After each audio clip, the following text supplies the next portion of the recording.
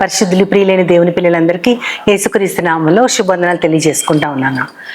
మేము ఒక ఫంక్షన్కి వెళ్ళినప్పుడు అక్కడ మా చెల్లి మా మరిది గారు మాట్లాడుకుంటా ఉంటే ఏదో పర్ఫ్యూమ్స్ గురించి వచ్చిందనమాట. ఒక చిన్న టాపిక్ వచ్చినప్పుడు వాళ్ళ బాబు వచ్చి ఒక చాలా చిన్న బాటిల్ పర్ఫ్యూమ్ తీసుకొచ్చి చూపించి, ఇది నా ఫ్రెండ్ నాకు గిఫ్ట్ చేశారు, చాలా బాగుంటుంది చూడండి అని అన్నారంట. అప్పుడు నేను లేను, తర్వాత నాకు చెప్పారనమాట. అంటే అది ఎంతో 40,000 ఎంతో ఉంది అని చెప్పినట్టున్నాడు ఆ బాబు. అయితే అందరు షాక్ అయిపోయారంటే, ఏంటి ఇంత చిన్నది 40,000 ఈ పర్ఫ్యూమ్ అని అన్నారనమాట. అంటే పర్ఫ్యూమ్స్లో చాలా కాస్ట్లీవి అలా ఉంటాయేమో నాకు తెలియదు, కానీ అప్పుడు నాకు అనిపించింది అనమాట, ఆ సువాసన అనేది దాని గురించి ఆలోచిస్తున్నప్పుడు దీని గురించి అసలు బైబిల్లో ఏమైనా చెప్పబడిందా అంటే, అత్తరు గురించి రకరకాల పరిమళ ద్రవ్యాల గురించి వీటన్నిటి గురించి దేవుడు చెప్తా ఉన్నారు. కానీ అసలు సువాసనకి అర్థం ఏంటి, దేవుని దృష్టిలో ఆత్మీయ అర్థం ఏమైనా ఉందా అంటే చాలా అద్భుతంగా దేవుడు నాకు దానిని బైబిల్లో చూపించారు. నేను చాలా సంతోషపడి తప్పకుండా డైలీ డివోషన్లో పంచుకోవాలి అనుకున్నాను. అయితే ఈ సువాసన ఇంపైన వాసన అనేది మొట్టమొదటిసారి మనకి ఆదికాండం 8వ అధ్యాయంలో వస్తుంది. అక్కడ దేవుడు మనుషుల యొక్క భయంకరమైన ప్రవర్తనను బట్టి మొత్తం నోవహు కుటుంబాన్ని తప్ప మొత్తం అంతటిని, ప్రపంచం అంతటిని ఆయన నాశనం చేసేస్తారు. అప్పుడు ఆ జలప్రళయం అంతా అయిపోయిన తర్వాత, నీరంతా ఇంకిపోయిన తర్వాత, నేల ఆరిపోయిన తర్వాత నోవహు గారు ఓడ నుంచి బయటకు వచ్చి ఆయన కొన్ని పవిత్ర పక్షులు, కొన్ని పవిత్ర జంతువుల్ని బలిపీఠం మీద దేవునికి బలిగా అర్పిస్తారు అని ఉంటుంది. అక్కడ 7వ వచనంలో అనుకుంటూ ఉంటుంది. తర్వాత 21వ వచనంలో ఏమని ఉంటుందంటే, అప్పుడు దేవుడైన యెహోవా ఇంపైన వాసనను ఆఘ్రాణించి అని ఉంటుంది. ఆఘ్రాణించడం అంటే ఆయన ఆస్వాదించారు, పీల్చారు అనమాట. ఇంపైన వాసనను ఆఘ్రాణించి, నరులను బట్టి ఇక ఎన్నడూ కూడా నేను ఈ విధంగా ప్రకృతిని నాశనం చేయనని చెప్తారు. ఎందుకంటే నరుల ఆలోచన, హృదయాలోచన బాల్యము నుండి కూడా చాలా చెడ్డది. కాబట్టి ఇప్పుడు చేసినట్లు ఇక మీదట నేను సమస్తమైన వాటిని నేను నాశనం చేయను అంటారు. అంటే అప్పటికొకసారి ఆదామును బట్టి సృష్టి అంతా కూడా నాశనం అయిపోయింది. ఆదాము ప్రవర్తించిన విధానాన్ని బట్టి సృష్టి నాశనం అయింది. అతను సొంతంగా భూమిని దున్ని వ్యవసాయం చేసుకుని తన యొక్క ఆహారాన్ని పండించుకోవాల్సిన పరిస్థితి ఏర్పడింది. మళ్ళీ ఇప్పుడు నోవహు గారి కాలంలో జలప్రళయంతో సృష్టి అంతా కూడా మునిగిపోయి నాశనం అయిపోయింది. ఇక నుంచి నేను అలా చేయను, ఎందుకంటే నరులు ఎప్పుడు చెడ్డోళ్లే, మనుషులని వాళ్ళు ఎప్పుడు చెడ్డోళ్లే, కానీ వాళ్ళని బట్టి నేను ప్రకృతిని నాశనం చేయను అన్నారు. దానికి కంటిన్యూషన్ నాకు ఇంకో చోట కనపడింది.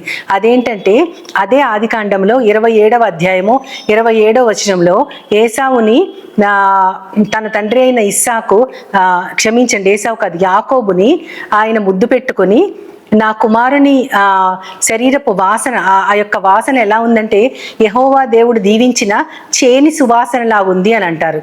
అంటే దేవుడు దీవించిన చేనికి వాసన ఉంటుందా? మనం మామూలుగా చాలా చోట్ల పల్లెటూళ్ళలో మనం వరి పొలాల్లో వాటిలో వెళ్తా ఉంటే అక్కడ స్వచ్ఛమైన గాలి, ఆ మంచి వెలుతురు, చక్కటి వాతావరణం ఉంటుంది, కానీ దానికి ప్రత్యేకమైన వాసన ఏమి ఉండదు. కానీ ఇక్కడ ఈయన ఏమంటున్నారంటే, అది ఏసావు అనుకుని యాకోబుని ఆయన కౌగిలించుకుని ముద్దు పెట్టుకుని ఆశీర్వాదాలన్నీ ఇస్తారు. అప్పుడు తన సంతోషం కొద్దీ నా కుమారుని వాసన ఎలా ఉందంటే యెహోవా దీవించిన చేని యొక్క సువాసన లాగుంది. అంటే దేవుడు ఇందాకే చెప్పారు, నేను నరులను బట్టి ఇక మీదట నేను దేనిని, ప్రకృతిని నాశనం చేయరు అని ఆయన తీసుకునే నిర్ణయాన్ని ఆ తర్వాత వచ్చిన తరం వారు గుర్తుంచుకుని ఉంటారు. అందుకని ఈ ప్రకృతి అంతా కూడా దేవుని దీవెన వల్లనే ఈ యొక్క పైరులు కానీ ఇవన్నీ మొలుస్తున్నాయి. కాబట్టి అది దేవునికి ఇష్టమైన సువాసన, ఆ చేని సువాసన లాగా ఉంది. యెహోవా దేవుడు దీవించిన చేని సువాసన అంటే ఆ మాట మనల్ని పట్టుకోవాలి. దేవుడు దీవించిన చేనుకు ఒక సువాసన ఉంది. లేదా ఇందాక దేవుడు నోవహు గారు బలిపీఠం మీద దహన బలి అర్పించారు కదా, అప్పుడు ఆ ఇంపైన వాసనని ఆఘ్రాణించిన తర్వాత దేవుడు ఒక నిర్ణయాన్ని తీసుకున్నారు. అంటే దేవుడు మనలాగా శరీరం దాల్చిన వారా? ఆయన ఆ వాసనని పీల్చడం ఏంటి? దేవుడికి ఒక శరీరం లేదు, ఆయన వాసన ఎలా పీలుస్తారు? ఆయనకు మనకున్నట్టు కళ్ళు, ముక్కులు, చెవులు కాదు ఆయనకున్నది. ఆయన ఒక గొప్ప ఆత్మ. పరిశుద్ధమైన ఆత్మ, మహోన్నతుడైన ఆత్మదేవుడు ఆయన. మరి ఆయన ఆ వాసనను పీల్చడం ఏంటి అని ఎప్పుడైనా ఎవరైనా ఆలోచించుంటారో లేదో నాకు తెలియదు. గొప్ప భక్తులు ఆలోచించుంటారు, కానీ దేవునికి అది ఇష్టం, ఆయన అది పీల్చారని అనుకుంటారు. కానీ నిర్గమకాండము, లేవియ కాండం మొత్తం మనకు ఉంటుంది. దేవుడైన యెహోవాకు అది ఇంపైన బలి అని ఉంటుంది చాలా చోట్ల. అంటే అది దహన బలి, ఆయనకి ఇంపైన సువాసన, హోమరూపమైన ద్రవ్యము, ఆయనకు అర్పించిన నైవేద్యము, ఈ జంతువుల బలిని ఆయన ఇష్టపడ్డారు, అది ఆయనకి ఇంపైనది. ఆ యొక్క హోమము, ఇంకా నిత్యమైన బలిని మనం చూస్తాము. సీనాయి కొండ మీద ఆయనకి నిత్యము బలి అర్పించబడతా ఉంటది అని చూస్తాము. ఎందుకు ఆ నిత్యమైన బలి, ఎందుకు అది దేవునికి ఇష్టమైందని ఆలోచిస్తే, దేవుడు ఎప్పుడు పరిశుద్ధుడే, కానీ మనుషులు ఎప్పుడు పాపాత్ములే. దేవునికి మనుషులు తనతో పాటు ఉండాలని ఎంతో ఆశగా ఉంటది, కానీ మనుషులు మాత్రం, మనకి యెషయా గ్రంథంలో ఉంటది, రక్షింపనేరక ఉండునట్లు యెహోవా హస్తము కురుచు కాలేదు, అదే విధంగా విననేరక ఉండునట్లు ఆయన చెవులు మందము కాలేదు అని ఉంటది. అంటే ఆయన ఏమి రక్షించకుండా ఉండగలిగినట్లు ఆయన ఏమి తన చేతిని వెనక్కి తీసుకోలేదు. అదేవిధంగా చెవులు మందమైపోయి ఆయన మన ప్రార్థనలు వినకపోవడం కాదు. మరి ఎందుకు ఆయన మన ప్రార్థన వినట్లేదు, ఎందుకు మనకి దీవెన రావట్లేదంటే, ఆయనకి మనకి మన పాపాలే అడ్డు అని అక్కడ చెప్తా ఉంటారు. అంటే మనల్ని ఆయన చూసినప్పుడు మనం కనపడము, కేవలము చీకటి, మనం కూడా చీకటే. వెలుగుదేవుడు ఆయన మనల్ని చూసినప్పుడు మనం కనపడము. మనం అంటే మన ఆత్మలు పాపముతో నిండిపోయి చీకటైపోయిన మన బ్రతుకులు ఆయన చూసి జాలిపడి మనల్ని చూడాలి, మనల్ని ఆశీర్వదించాలని ఆయనకే కోరుకుంది, మనకి కోరిక లేదు. అయ్యో దేవుడితో మనం సమాధానం కోల్పోయామే, దేవుడికి ఇష్టమైన పనులు మనం చేయలేకపోతున్నామే, ఆయన కోపానికి కారణభూతులం అవుతున్నామే, ఆయనను ఎలా శాంతి చేసుకోవాలి, ఎలా సమాధాన పరుచుకోవాలని మనుషులు ఎప్పుడు ఆలోచించట్లేదు. కానీ దేవుడు ఆలోచిస్తున్నారు. నేను తయారు చేసుకుని ఈ మనుషులు నా పోలికని బట్టిని కదా నేను తయారు చేసుకుంది, వాళ్ళు త్వరగా నా పోలికలకు వస్తే బాగుండు, వాళ్ళకి నా గుణగణాలు కలిగి మంచి స్వరూపం ఉంటే, స్వరూపం అంటే అది గుణగణాలను బట్టే స్వరూపం, అది అంత మంచి రూపం, నాలాంటి గుణగణాలు వాళ్ళకు కూడా ఉండాలని ఆయనే మనకి ఆయనకి మధ్య ఒక నిబంధన రూపం పెట్టేశారు. అదేంటంటే, పాపము చేసిన మనిషిని నాశనము చేయటం ఇష్టము లేక పాపానికి పరిహారం రక్తం అని చెప్పబడింది. కాబట్టి రక్తాన్ని చిందించడం మాత్రం తప్పదు. ఆ రక్తము మనిషి రక్తము కాకుండా జంతువుల రక్తము చిందించి మనుషుల్ని క్షమిస్తున్నారు. ఆయన ఎంత గొప్ప ఏర్పాటు చేశారో. మనం దేవుణ్ణి బతిమలాడాలి. దేవా, నేను పాపం చేశాను, మళ్ళీ నీ దగ్గరికి రావడానికి నాకు ఏదైనా మార్గం ఉందా, నాకు ఒక మార్గం చూపించవని మనం అల్లాడిపోవాలి. కానీ దేవుడు అల్లాడిపోయి మన కోసం ఆయన ఒక ఏర్పాటు చేశారు. ఏంటంటే, ఓకే, నీ పాపము పరిహారం చేయబడి నేను నీ వైపు చూడాలంటే ఒక బలిని అర్పించండి. అది నువ్వు కాదు, నువ్వు చేసిన పాపానికి జంతువుల బలి, అది ఆయనకి ఇష్టం. ఎందుకంటే ఆ జంతు బలి అయిపోగానే మనిషి ఆయన యొక్క ఆత్మ దేవుడితో సమాధాన పరుచుకుని ఆయన వాళ్ళని చక్కగా చూడగలగటం అంటే వాళ్ళని ఆశీర్వదించగలుగుతారు. ఇందాక చెప్పుకున్నట్లు ఆయన ఆశీర్వాదాలు మనకెందుకు అందట్లేదంటే, మన పాపాలు అడ్డొస్తున్నాయి. ఆ పాపాలు క్లియర్ అయిపోగానే ఆయన ఆశీర్వాదాలు మనం పొందుతామని ఆయన చేసుకున్న గొప్ప ఏర్పాటునే ఇంపైన సువాసన అని బైబిల్ అభివర్ణించింది. అదేదో ఆయన తన యొక్క ముక్కులతో పీల్చుకునే వాసనని కాదది. అది మనుషులని ఆయనలాగా, ఆయన పోలికలాగా చూసుకోగలగటానికి అది ఇంపైన సువాసన. అది యెహోవా దేవునికి ఇష్టమైనది. అయితే యేసుక్రీస్తు వారికి కూడా ఇష్టమైన ఒక పర్ఫ్యూమ్ ఉంది అని మనం యెషయా గ్రంథంలో చూడగలుగుతాం. యెషయా గ్రంథం 11వ అధ్యాయంలో మొట్టమొదటి వచనంలో ఏమని ఉంటుందంటే, యెషయి మొద్దు నుంచి చిగురు పుట్టును, దాని వేరుల నుంచి అంకురము ఫలించును అని ఉంటుంది. దాని తర్వాత 2వ వచనంలో ఏమని ఉంటుందంటే, యెహోవా ఆత్మ జ్ఞాన వివేకములకు ఆధారమైన ఆత్మ, ఆ తర్వాత అది ఆలోచన బలములకు ఆధారమైన ఆత్మ, యెహోవా యందలి భయభక్తులే జ్ఞానమునకు మూలము, అట్టి ఆత్మ, యెహోవా యందు భయభక్తులు కలిగిన ఆత్మ అతని మీద నిలుచును. అతను అంటే యేసుక్రీస్తు.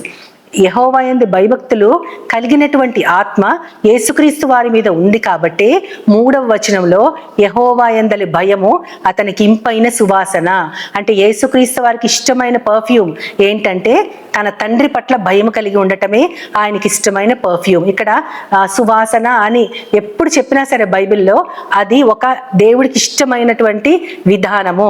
ఆ విధానము ద్వారా మనల్ని ఆశీర్వదించడానికి ఆయన ఇష్టపడటమే ఆ ఇంపైన సువాసన. నాకు ఎంత అద్భుతంగా అనిపించిందో. ఎన్నోసార్లు బైబిల్ చదివి ఉన్నాను నేను, కానీ ఎన్నోసార్లు ఓహో ఇది దేవునికి ఇష్టం అనమాట అనుకున్నాను. కానీ ఆయన ఒక శరీరాకారుడు కాదు. ఆయన సువాసనని ఆగ్రాణించడం ఏంటి?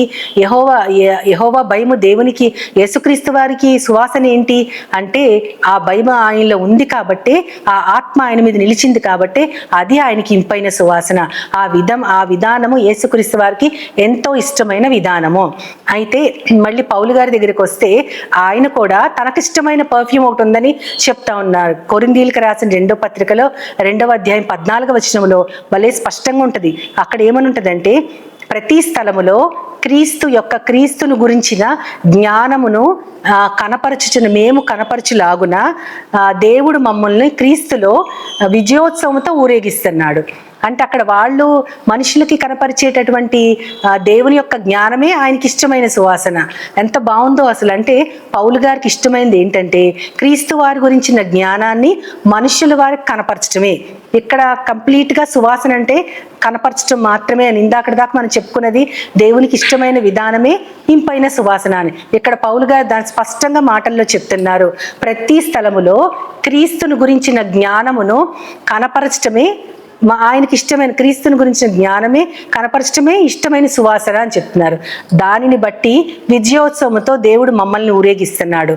విజయోత్సవం అంటే సక్సెస్ఫుల్గా దేవుడు మమ్మల్ని ఊరేగిస్తున్నాడు. దేనిని బట్టి అంటే మేము క్రీస్తుని గురించిన జ్ఞానాన్ని ఒక ఇష్టమైన సువాసనగా అందరికీ కనపరుస్తున్నాం. అంటే వాళ్ళ సక్సెస్కి కారణం ఏంటంటే క్రీస్తుని గురించిన జ్ఞానాన్ని ఒక సువాసనలాగా వాళ్ళు భావిస్తూ అందరికీ అందజేస్తున్నారు. ఇటీవల కాలంలో నేను టీవీలో గమనించినప్పుడు ఒక స్పెషల్ సెలబ్రిటీ, ఫేమస్ హీరో ఒక అతను మామూలుగా యాడ్స్ ఇస్తూ ఉంటారు కదా, సెంట్ గురించి, పర్ఫ్యూమ్ గురించి తను చెప్తున్నాడు.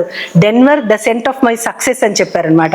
అది విని నేను చాలా ఆశ్చర్యపోయాను. మా బాబుతో కూడా చాలాసార్లు చెప్పాను, ఇదేంట్రా సక్సెస్కి కూడా సెంట్ ఉంటుందా అంటే ఊరికి ఏదో పెట్టారమ్మా అన్నాడు. అంటే కానీ నా మాట పట్టుకుంది. సెంట్ ఆఫ్ మై సక్సెస్ అంటే సక్సెస్కి ఒక సెంట్ ఉంటుంది అనమాట. అంటే ఆ సెంట్ వల్ల అతను విజయం పొందాడని చెప్తున్నాడు. ఎంత హాస్యాస్పదం అనుకున్నాను. కానీ ఇది చదువుతుంటే నాకు గుర్తొచ్చింది, నిజంగానే క్రీస్తు యొక్క సువాసన, వాళ్ళ యొక్క ఆ సెంట్, అదే వాళ్ళ సక్సెస్కి కారణం. నాకు ఎంత అద్భుతంగా అనిపించిందో. మీకు కూడా ఇది అర్థమైతే గనక ఈ మెడిటేషన్ మీరు ప్రత్యేకంగా మీ యొక్క ధ్యానాల్లో చేసుకుంటే గనక నిజంగా మన scent of our success also అది మన క్రీస్తు యొక్క పరిమళం అని మనం చెప్పుకోవచ్చు. క్రీస్తు పరిమళాన్ని మనం ఇతరులకు కనపరచడమే సెంట్ ఆఫ్ అవర్ సక్సెస్ అని నేను ఖచ్చితంగా చెప్పకనే చెప్తున్నాను. మీరు కూడా దీని గురించి ధ్యానించి ఆ విధంగా మనం దేవుని గురించిన జ్ఞానాన్ని సువాసనగా కనపరుస్తున్నాం లేదా అని ఎవరికి వారు మనము ప్రశ్నించుకుని దేవుని దగ్గర మనం మన హృదయాన్ని సమ్మతిపరచుకోవాలని, దానికోసం చిన్న ప్రార్థన చేస్తూ దేవుని సహాయాన్ని కోరుకుందాం. మహోన్నతుడా, మహాపరిశుద్ధుడైన నా ప్రియ పరమ తండ్రి, నాయన ఇప్పుడే చూసాం తండ్రి, నీకు ఇంపైన సువాసన ఏదో మీరు చూపించారు. మమ్మల్ని ఆశీర్వదించటం, మమ్మల్ని నీ పోలికగా చూసుకోవటమే నీకు ఇంపైన సువాసన. యేసుక్రీస్తు వారికైతే నీ అందరి భయమే ఆయనకి ఇంపైన సువాసన. అదేవిధంగా ప్రతి చోట మేము విజయోత్సవంతో పౌలు గారి లాగా ఊరేగించబడాలంటే మా యొక్క విజయోత్సవానికి కారణం కూడా నీ జ్ఞానం కనపరిచే సువాసనే తండ్రి. ఆ విధంగా నన్ను మమ్మల్ని అందరినీ దీవించమని నీ ప్రియకుమారుడు నా ప్రియ ప్రభువైన యేసుక్రీస్తు వారి ద్వారా కోరి ప్రార్థిస్తున్నాను పరమ తండ్రి. ఆమేన్, ఆమేన్, ఆమేన్. వందనాలు. As Jesus now, He's all.